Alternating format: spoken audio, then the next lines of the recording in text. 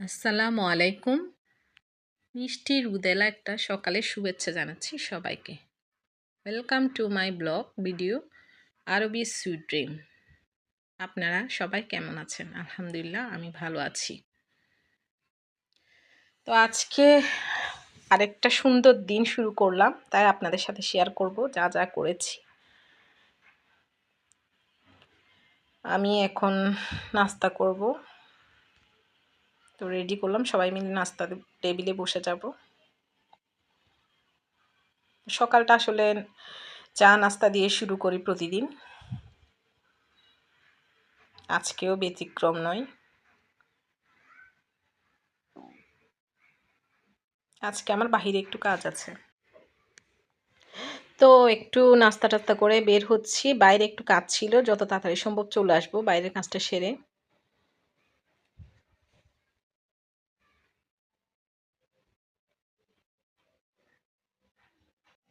বাইরে থেকে এসে দেখলাম আম্মু টিভি দেখছে, তো ভাবলাম একটু পেয়ারা মাখা করি।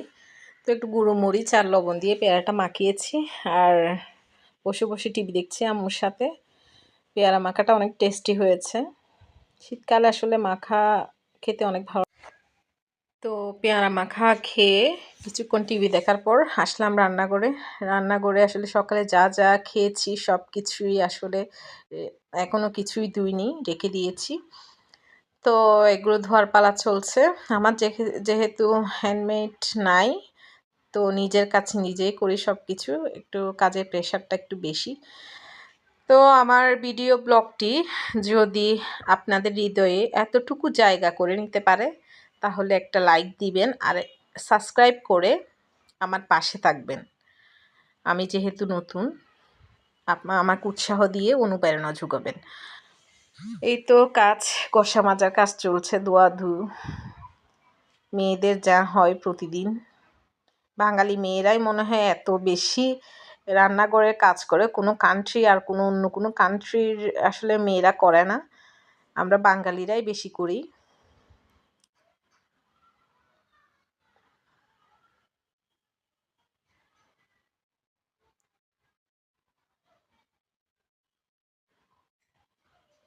তো আজকে যেহেতু বাইরে ছিলাম অনেকক্ষণ, তাড়াহুড়া করছি কাজগুলো, রান্নার কাজেও হাত দিতে হবে।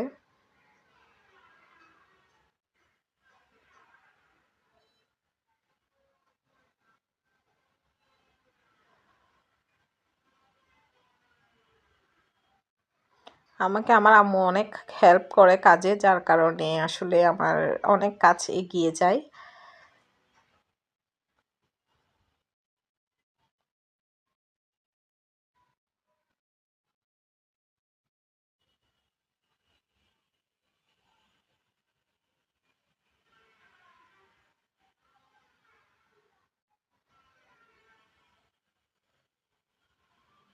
আমাদের পানিতে এতটা আয়রন যে আসলে প্লেট, থাল, বাসন যা আছে আর কি, কাপ প্লেট সব কিছুই আসলে লাল লাল হয়ে যায়। এগুলো ধুতে অনেক কষ্ট হয়, অনেকক্ষণ ধরে ঘষে মেজে লালগুলো তুলতে হয়।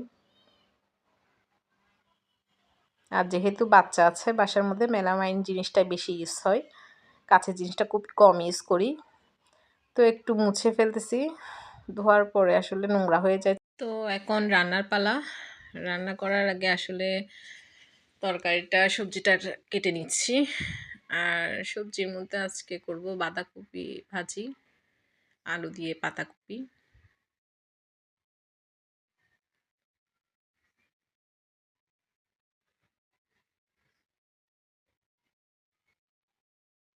আমার কেন জানি না, ভাজা করার সময় হয় কি, যেটা কাটি আর কি, ভাজার জন্য যেই সবজিটাই কাটি, আমার ভয় করে আঙ্গুলটা কেটে যাবে কেন, আমি অত চিকন করে কাটতে পারি না। তো সবারগুলা দেখে আসলে আমার ঈর্ষা হয় যে সবাই কি সুন্দর করে চিকন চিকন কাটে, আর আমি কত মোটা মোটা কাটি। তো যাই হোক, যেভাবে পারি সেভাবেই করি, করার চেষ্টা করি।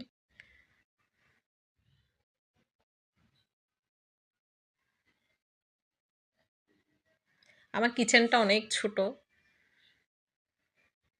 তো জিনিসপত্র আশেপাশে অনেক বেশি মনে হয়।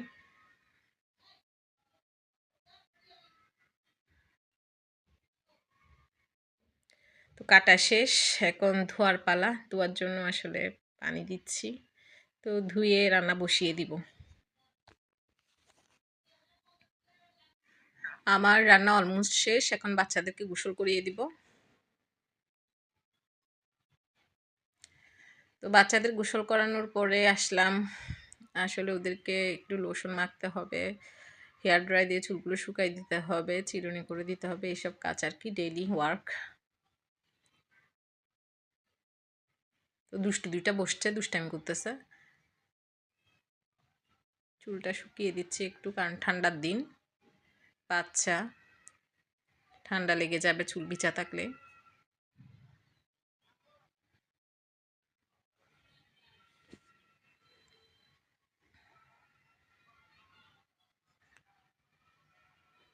আমার ছোট মেয়ে সাজগুজুর জন্য এত পাগল, সাজুগুজু করাইলে সুন্দর করে বসে থাকে, না হলে সারাক্ষণ শুধু দুষ্টামি করে।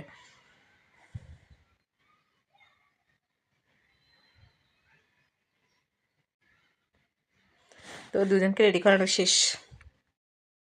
তো এখন লাঞ্চ করার পালা, দুজন বসেছে লাঞ্চ করার জন্য। তো ওদের খাবার রেডি করতেছে আমি, আর ওরা দুষ্টুমি করছে।